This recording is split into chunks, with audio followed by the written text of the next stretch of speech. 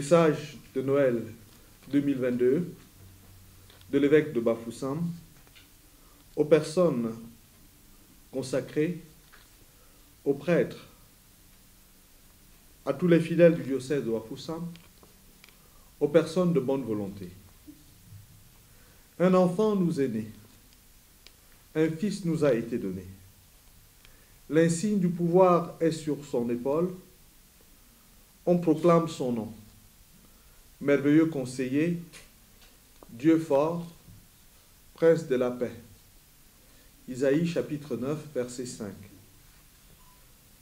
Chères sœurs, chers frères en Jésus-Christ, la venue de Jésus parmi les hommes est pour nous, chrétiens, une bonne nouvelle, une grande joie pour tout le peuple. Luc chapitre 2, verset 10. Notre Père du ciel, qui est amour, de qui vient toute grâce excellente et tout don parfait, nous fait aujourd'hui le don de son Fils, don par excellence, dans lequel nous recevons tous les autres dons de la nature et de la grâce. Je bénis le Seigneur, essentiellement amour, paix et joie pour son peuple, qui nous permet de vivre ensemble la fête de Noël de cette année de grâce 2022 et d'entrer ensemble dans la nouvelle année 2023. Les fêtes de fin d'année se célèbrent dans notre diocèse, dans notre pays, dans le monde, dans un contexte particulièrement difficile et complexe. Je voudrais, avec votre permission présumée, dire un mot sur le contexte. Le contexte est marqué par des indices préoccupants qui suscitent de réelles inquiétudes dans différents secteurs de la vie de notre pays, dans différents secteurs de la vie dans ce monde qu'on pourrait qualifier de vallée de larmes dans lequel nous vivons. Ainsi, on peut noter l'impasse dans la situation politique de notre pays, la persistance du conflit meurtrier qui ne cesse de faire des victimes innocentes, à la fois dans l'extrême nord, dans les régions du nord-ouest, du sud-ouest, et les dramatiques contre-coups de cette crise que continue à subir le pays tout entier, certes, mais en particulier le diocèse de Bafoussam, fort de sa proximité géographique avec le nord-ouest. Une situation économique de plus en plus difficile, une situation économique des plus difficiles de l'histoire de notre pays, à notre humble point de vue, comme l'illustrent les constantes hausses vertigineuses des prix qui, selon les indicateurs, annoncent que les choses iront s'aggravant, enfonçant ainsi le clou de la situation déjà décapante, du problème de la rareté et de la précarité des emplois. Et nous pensons humblement que si rien n'est fait d'urgence, il faut entrevoir que de plus en plus des citoyens camerounais, les citoyens de notre diocèse, vont sombrer ou demeurer et s'enfoncer dans la pauvreté. Une situation sociale marquée par la banalisation, de la dépravation des mœurs, une grande fréquence des discours haineux qui sont scandés par le rejet de l'autre en raison de ses origines, en raison de sa tribu. La culture du meurtre qui semble s'installer et par la persistance du fléau de la corruption. Bref, des actes dont on devrait avoir honte sont aujourd'hui posées publiquement. Le contexte socio-religieux révèle également quelques préoccupations qui mériteraient de retenir notre attention. D'une part, nous observons avec stupéfaction que bon nombre de chrétiens continuent à entretenir des rapports ambigus et mal ajustés avec la tradition ou les coutumes ancestrales, accomplissant parfois des rites qui les conduisent à un syncrétisme qui remet gravement en cause leur attachement au salut par la foi en Jésus-Christ. D'autre part, l'expansion des nouvelles religiosités demeure une véritable préoccupation au regard de la forte attraction qu'elles exercent sur de nombreuses personnes en quête de bonheur et d'un mieux-être au milieu des difficultés de la vie. Dans les situations de vulnérabilité, certains de nos fidèles chrétiens se tournent malheureusement vers ces nouvelles religiosités en espérant y trouver consolation et réconfort. Sur le plan international, enfin, la question sécuritaire est au cœur de toutes les inquiétudes. Notre pays se trouve confronté à une situation d'instabilité et de guerre à ses frontières, l'obligeant ainsi à payer malgré lui un lourd tribut en termes d'accueil de réfugiés, de destruction de villages et plus grave encore, de perte de vies humaines. Point de besoin d'évoquer d'autres tensions internationales qui, bien qu'étant loin de nos frontières géographiques, contribuent malheureusement à fragiliser les efforts de développement de notre pays. Toutes ces situations déplorables conduisent aujourd'hui un nombre sans cesse grandissant de jeunes à vouloir quitter notre pays pour aller chercher fortune au-delà de la Méditerranée. Le désespoir est tellement profond que certains sont prêts à tous les sacrifices, fût-ce au péril de leur vie, en prenant le chemin de l'immigration clandestine dans l'intention de se procurer un avenir meilleur. Mais l'espérance n'est pas perdue. Noël, c'est l'espérance dans la proximité. Appelé à célébrer la nativité de Noël, la nativité du Christ dans ce contexte peu réduisant, laissons la lumière de Noël et non ces tristes situations imprégner nos cœurs d'espérance. En effet, nous lisons dans l'évangile de la messe du jour de Noël que l'enfant dont nous célébrons la naissance est la vraie lumière qui éclaire tout homme en venant dans ce monde. Jean chapitre 1, verset 9. Cette lumière brille dans les ténèbres et les ténèbres ne l'ont pas arrêtée. Jean chapitre 1, verset 5. Je nous invite donc tous à entrer dans ce temps de la nativité et dans la nouvelle année en ouvrant large les portes de notre vie pour demeurer dans la proximité avec cette lumière, pour demeurer proche de celui qui vient pour tout sauver. Comme le demandait saint Augustin à ses fidèles, je cite, « Élevez vos cœurs,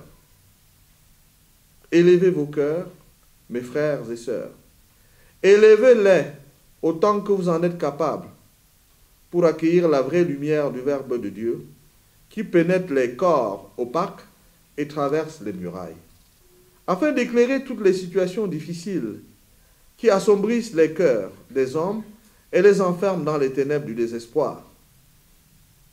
Je vous invite donc tous, frères et sœurs bien-aimés, hommes et femmes de bonne volonté, à vivre ce temps de Noël et à entrer dans la nouvelle année dans la proximité avec la lumière du Dieu. La proximité avec Dieu. À Noël, nous sommes invités à faire l'expérience de la rencontre avec l'Emmanuel, dont le nom signifie Dieu avec nous. Isaïe chapitre 7, verset 14. Matthieu chapitre 1, verset 23. Ne nous éloignons pas d'elle. Ne cherchons pas à faire face au remous de ce monde, au remous de notre pays, au remous dans notre diocèse par les moyens du monde. Mais prenons toujours appui sur la lumière du Christ. Ne soyons pas de ceux dont il est écrit, je cite, « Les hommes ont préféré les ténèbres à la lumière, parce que leurs œuvres étaient mauvaises. » Jean chapitre 3, verset 19. Je vous exhorte, sœurs et frères, donc tous, à plus de ferveur dans la prière, non seulement pour nos besoins temporels, confère Timothée, 1 Timothée, chapitre 2, verset 1, mais aussi et surtout pour demander à Dieu ses lumières, afin de savoir discerner quelle est sa volonté, ce qui est bon, ce qui est capable de lui plaire, ce qui est parfait. Romains chapitre 12, verset 2. Il nous invite ici, ainsi, à nous mettre résolument à l'écoute de la volonté de Dieu, à travers la méditation quotidienne des Saintes Écritures, accompagnée par la liturgie et par la prière du rosaire. J'exhorte tous les fidèles du Christ du diocèse de Bafoussam, sœurs et frères, je vous en supplie, formez-vous, laissez-vous former par le Seigneur, formez-vous en approfondissant la connaissance de l'Écriture sainte et de la doctrine catholique. Vos pasteurs sont là, les personnes consacrées sont là pour vous accompagner dans cet exercice. Laissez-vous former en particulier sur l'enseignement social de l'Église. C'est ici le lieu de rappeler cet avertissement que le Seigneur adressa autrefois au prophète Osée, je cite, « Mon peuple périt faute de connaissance ». Osée chapitre 4, verset 6. En effet, l'ignorance des ressources de la foi catholique explique en grande partie le désarroi dans lequel les chrétiens sont plongés lorsqu'ils font face aux difficultés de la vie.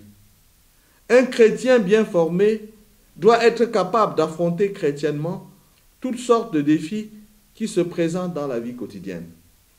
Un chrétien bien formé est convaincu de la force de sa foi qui le rend capable, face aux situations difficiles de la vie, de résister aux propositions des personnes qui veulent l'entraîner sur les chemins contraires ou éloignés du salut en Jésus-Christ. Un chrétien bien formé est capable, lorsqu'il fait face aux dures épreuves de la vie, de redire en pleine confiance cette prière du psalmiste. « Le Seigneur est ma lumière et mon salut, de qui aurais-je crainte ?»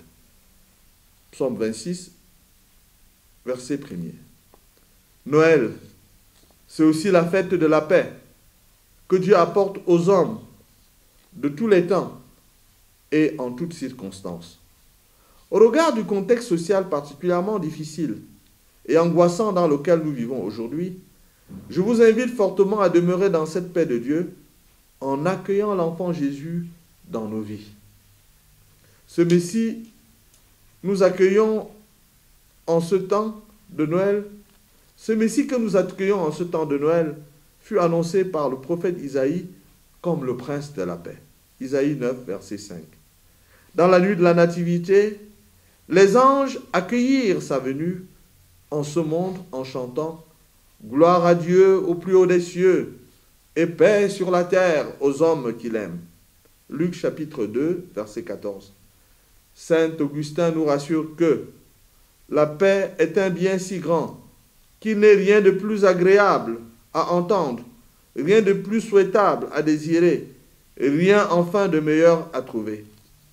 Au milieu de nos inquiétudes et de nos multiples craintes, laissons le prince de la paix nous illuminer avec ces paroles consolantes qu'il adressa autrefois à ses disciples dans les circonstances troubles, afin d'apaiser leur cœur. Je vous laisse la paix. Je vous donne ma paix. Ce n'est pas à la manière du monde que je vous la donne. Que votre cœur ne soit pas bouleversé ni effrayé. Jean, chapitre 14, verset 27. On ne saurait en effet être proche de Dieu et sombrer dans l'angoisse. On ne saurait, en effet, être proche de Dieu, sombrer dans l'angoisse et l'anxiété face aux situations graves qui menacent notre sécurité matérielle et notre vie. Celui qui accueille la paix de Dieu est appelé à surmonter les craintes qui paralysent nos cœurs et nous font trembler devant les événements de ce temps. Comme je vous l'avais déjà dit, lors du pèlerinage diocésain pour la paix, célébré le 14 août dernier à Ouka, je voudrais vous le redire. Ne nous laissons pas ébranler par toutes ces nouvelles alarmistes qui nous viennent de partout. Ce sont là les rugissements de notre adversaire, le diable, pour tenter de nous faire perdre la foi. 1 Pierre, chapitre 5, verset 8. Au contraire, gardons la paix intérieure, que jamais il ne nous soit fait le reproche suivant. Le Seigneur, le Dieu saint d'Israël, avait parlé ainsi. Par la conversion et le calme, vous serez sauvés. Dans la tranquillité, dans la confiance, sera votre force.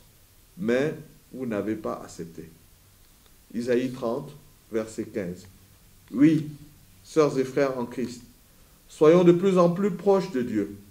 Ainsi, nous apprendrons à imiter ce Dieu qui se donne et se révèle à nous, non dans la magnificence, ni dans la richesse, ni dans la puissance, mais dans la petitesse et la pauvreté.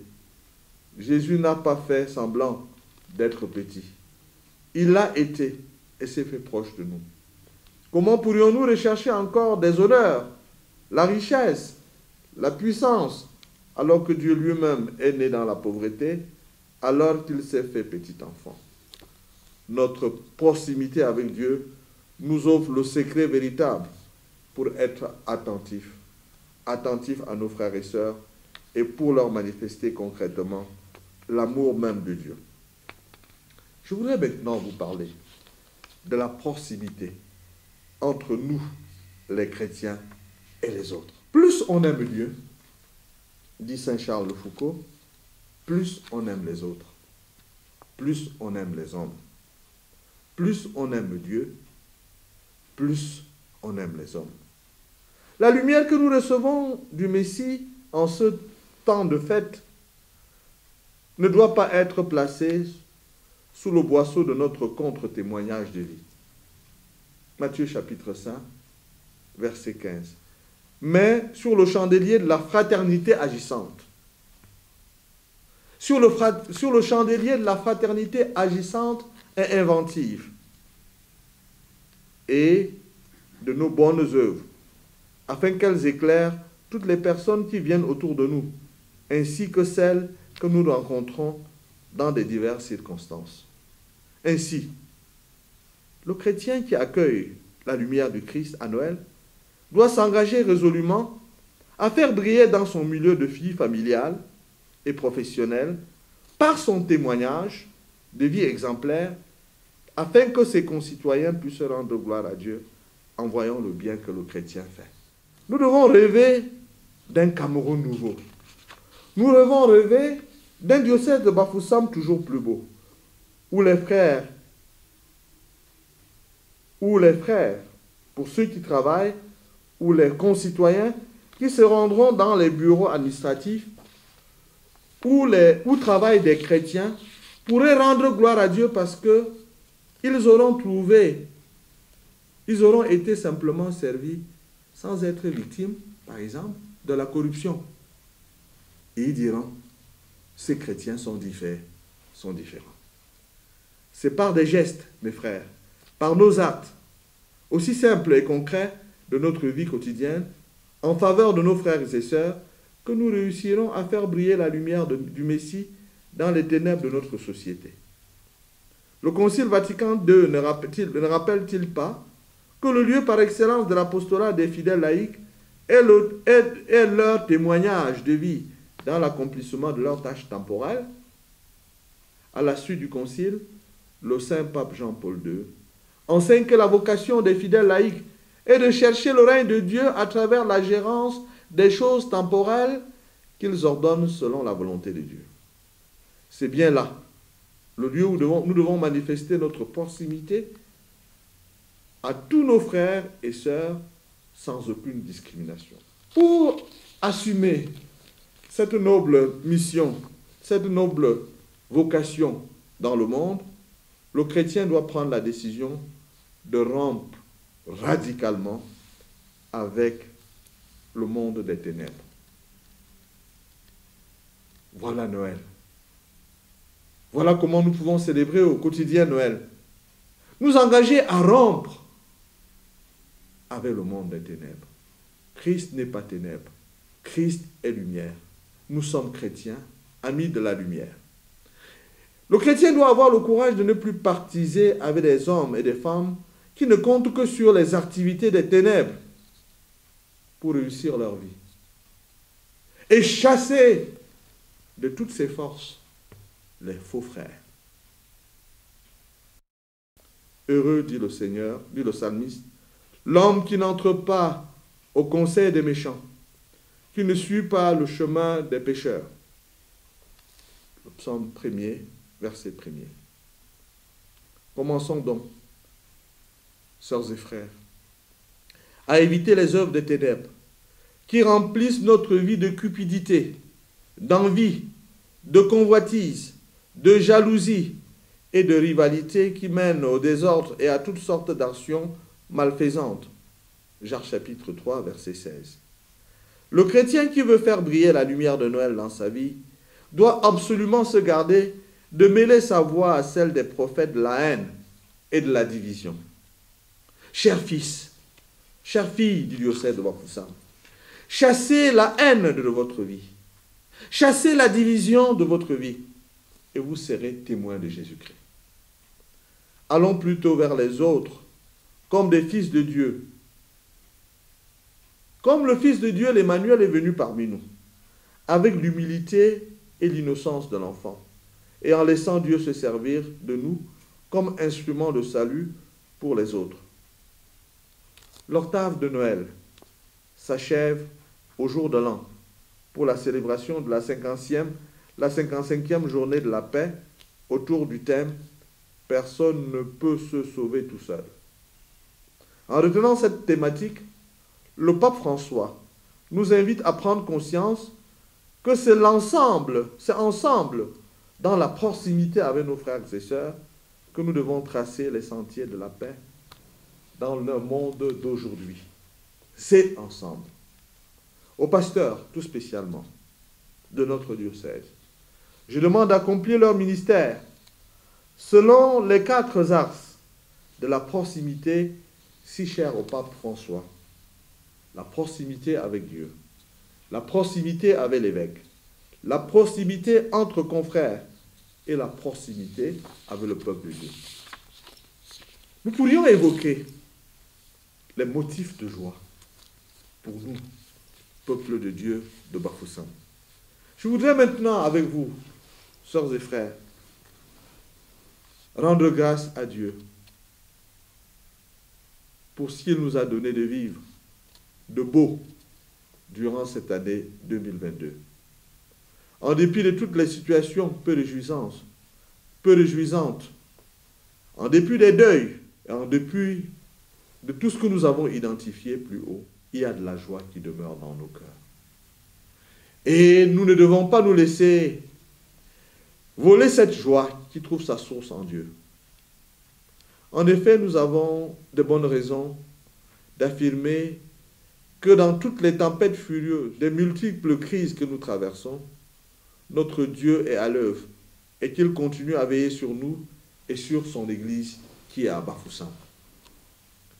Depuis que j'ai pris possession du siège épiscopal du diocèse de Bafoussam, le 12 février 2022, le Seigneur m'a accordé la grâce de visiter quelques 92 paroisses afin de manifester la proximité avec le peuple de Dieu qui est confié à notre sollicitude pastorale. J'ai été profondément touché par l'accueil chaleureux et fraternel que chaque communauté paroissiale a réservé à celui qui vient au nom du Seigneur. Je vous en sais gré et je voudrais saisir cette opportunité pour vous redire merci. 1000 fois merci à chacun d'entre vous. Je vous renouvelle mes sentiments de gratitude. Je remercie mes frères prêtres, les religieux, les religieuses, les personnes consacrées, en général, les chrétiens, les catéchistes, les personnes de bonne volonté pour ces moments de partage et de joie dans vos différentes paroisses, où j'ai eu la chance et la grâce de toucher du doigt la réalité de notre diocèse. Au cours de ces tournées, le Seigneur nous a donné de rencontrer des personnes de toutes catégories du peuple de Dieu et de la société civile. Nous avons également pu conférer le sacrement de confirmation à quelques de 2500 baptisés. J'ai pu voir et apprécier ce que le Seigneur a donné aux pasteurs de réaliser, avec l'aide des chrétiens, dans des conditions souvent pénibles. J'ai pu aussi voir et sentir l'amour des pasteurs pour les brebis qui leur sont confiées. À ceux-là, je dis une fois de plus, merci. Deux célébrations d'ordination sacerdotale et diaconale ont eu lieu les 7 mai et le 26 novembre 2022, au cours desquels le Seigneur a donné à son peuple 10 nouveaux prêtres et 12 diacres qui, nous l'espérons, accéderont au sacerdoce. En priant pour les vocations, notamment en disant à chaque messe la prière que j'ai instituée à cette intention, le Seigneur pourra se montrer encore plus généreux et je me réjouis de ce que cette prière a reçu bon accueil parmi vous tous. Je vous remercie également pour votre fervente et massive participation au pèlerinage pour la paix du 14 août 2022 sur le site de notre future cathédrale et pour avoir répondu à mon appel le 27 novembre dernier sur le même site pour la messe pontificale de soutien au diocèse de Kumbo. 1000 fois merci. J'ajoute à cela la joie qui m'habite à la pensée des points d'eau potable que le Seigneur nous a donné d'aménager dans les prisons de Bafoussam et de Bouddha, et du point d'eau gratuit que nous avons installé au quartier de l'Évêché dans le cadre du projet L'eau pour tous et pour chacun. Tout le mérite vous revient, chers fidèles du Christ du diocèse de Bafoussam, car c'est avec vous et en votre nom que cela a été fait pour la gloire de Dieu et le bien de nos frères et sœurs sans distinction aucune.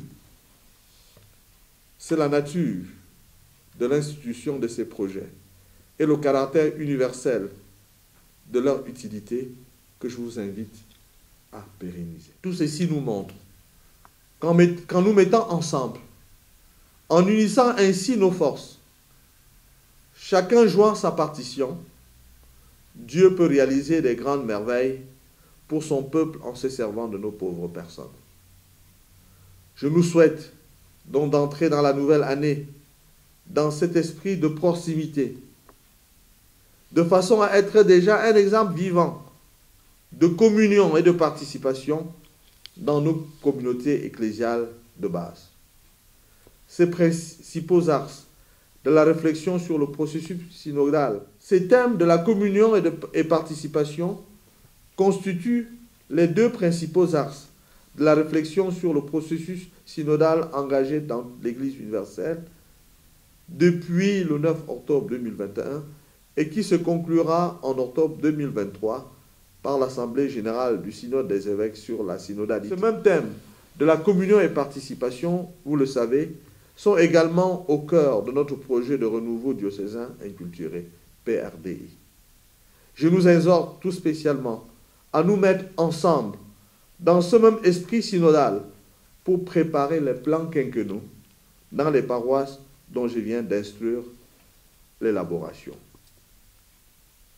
Dans les jours à venir, sœurs et frères, j'achèverai mes tournées dans les paroisses et je pourrai commencer mon cycle de rencontres avec les associations chrétiennes, les groupes et mouvements présents dans le diocèse de Bafoussam et engager par la suite les visites pastorales pendant lesquelles nous pourrons passer plus de temps pour mieux nous connaître et faire connaître et aimer Jésus-Christ. Il y a certainement beaucoup d'autres surprises, les bonnes, j'espère. Beaucoup d'autres choses en perspective que nous préciserons en temps opportun. Comme nous avons tous pu le constater, toutes nos grandes célébrations, depuis mon installation comme évêque de Bafoussam, ont eu lieu sur le nouveau site de la cathédrale. Nous avons tous pu constater de nos propres yeux que de grands progrès ont été faits d'une célébration à l'autre, comme la construction de la mezzanine, pour ne citer que cet aspect-là. Allons-nous nous arrêter en si bon chemin? Non. Avec Dieu et avec notre générosité, nous ferons des prouesses. Redoublons donc d'efforts pour achever de poser le clocher et la toiture au plus tôt. C'est aussi là que le Seigneur nous attend. La maison que je vais bâtir, la maison que je veux bâtir sera grande, car notre Dieu est plus grand que tous les dieux. 2 Chroniques, chapitre 2, verset 4.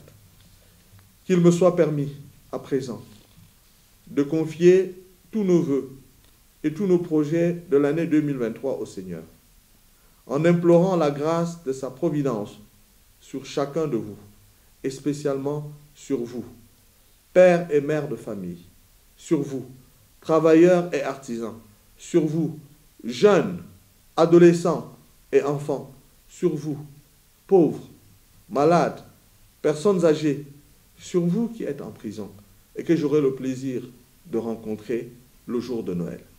Sur vous tous qui êtes dans l'impossibilité de passer la sainte fête de Noël en famille parmi ceux qui vous sont chers. Je souhaite à chacun de vous un joyeux Noël et une heureuse et sainte année 2023. J'accompagne ces vœux de ma bénédiction apostolique ainsi que de mes prières que je formule en ces termes. Ô Jésus, toi qui as eu pour berceau une mangeoire, toi qui t'es dépouillé de ta gloire divine et qui t'es offert en sacrifice pour notre salut, que la splendeur de ta naissance illumine la nuit du monde, que ta présence en nos vies détruise les assauts orgueilleux du malin. Jésus, donne-nous de découvrir le sens véritable de notre existence.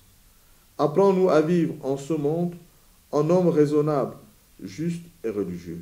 Donne-nous de rester dans l'émerveillement devant ton amour pour nous. Que le don de ta vie nous fasse comprendre toujours davantage le prix de la vie de chaque être humain. Marie, donne-nous tes yeux pour contempler ton Fils avec foi. Donne-nous ton cœur pour l'adorer avec amour et pour nous attacher humblement à sa volonté. Amen.